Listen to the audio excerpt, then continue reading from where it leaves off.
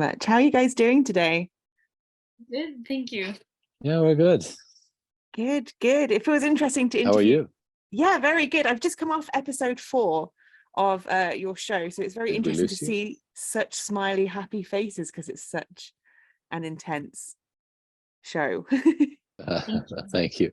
And you're in for a ride for the next 4 episodes. I'm gonna strapping myself in. I'm so excited. How does it feel bringing Furia to a wider audience?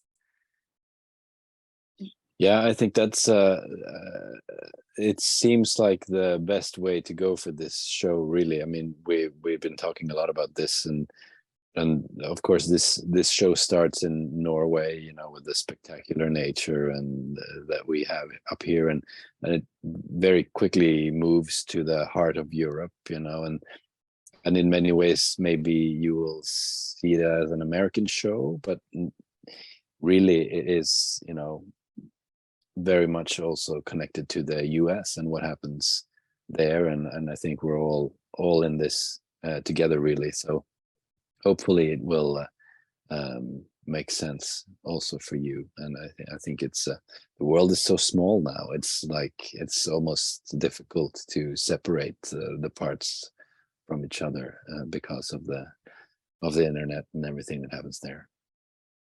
Absolutely. What a great answer. I was wondering if I could start talking to you, Ine, about Ragna, because she's such a phenomenal character. How do you begin to get into these different layers of her? I was very early on.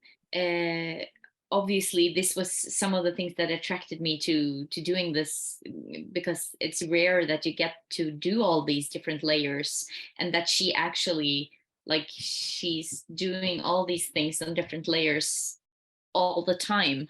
So there is this kind of personal trauma connected to our national trauma.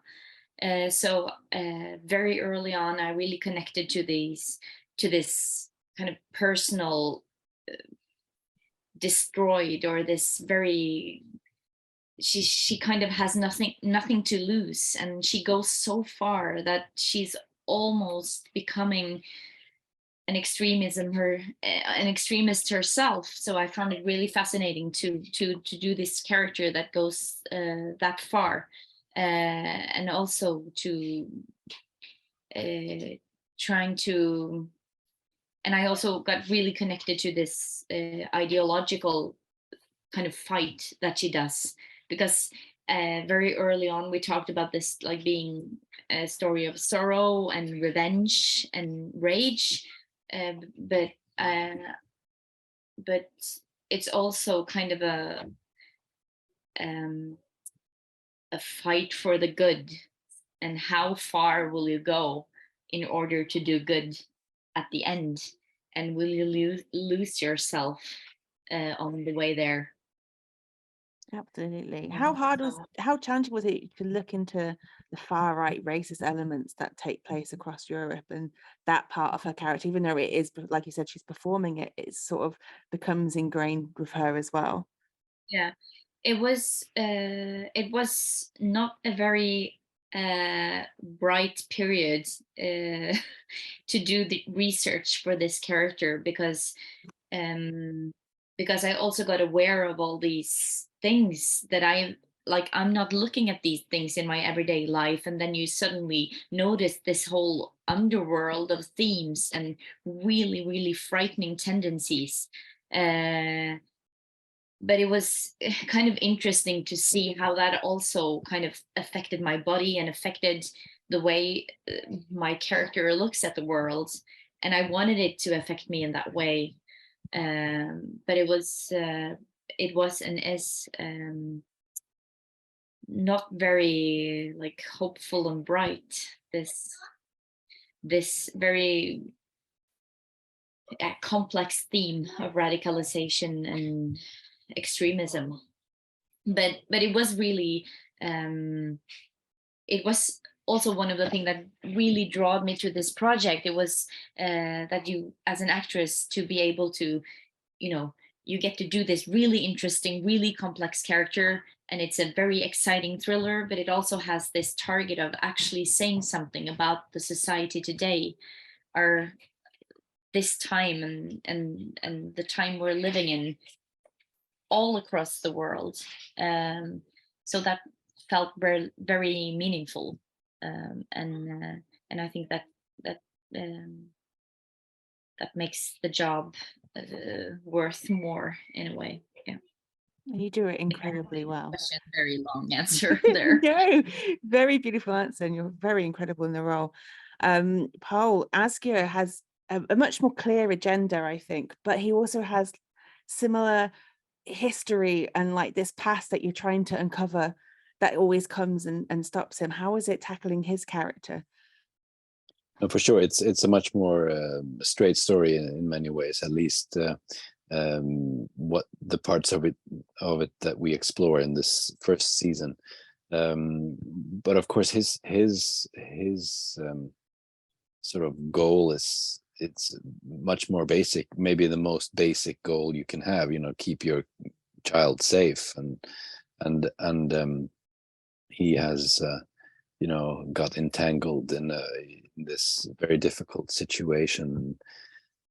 But he's not totally innocent when it comes to why they are in this situation, and so he has made some serious mistakes in his past, which you will uncover later, I think, more of when you watch it. But no, I mean, the core of the character for me is very much the relationship he has with his daughter, the two of them, sort of, and trying to find that sort of heart of the story between the two was very much an important part of it for me. Absolutely. That was my next question, because it's such a beautiful relationship that you have. How is it developing with that with the young actress? Yeah, she's great, and it's always fascinating, you know, when you have to work with a young actor and trying to find that sort of intimate family space, and it's just the two of them, so they really rely on each other, and yeah, we just try to explore it and yeah, bring it in the heart of it, really. Amazing. And these two characters, Asgeir and Ragna, collide in a really great way. Like, it's a really explosive, like, second scene they have together. And it's so interesting to watch them sort of work together and work against each other at the same time. How is it developing this relationship together? It's become one of the kind of standing public jokes in Norway now that me and Pål is working. We're doing a lot together. So people are now asking, like, what is you guys? What is your next project? But that's to me, of course, it's also a drawing point. When it was clear that Pål was considering the other character, that's also like, okay, if you're doing it, then I really want to do it.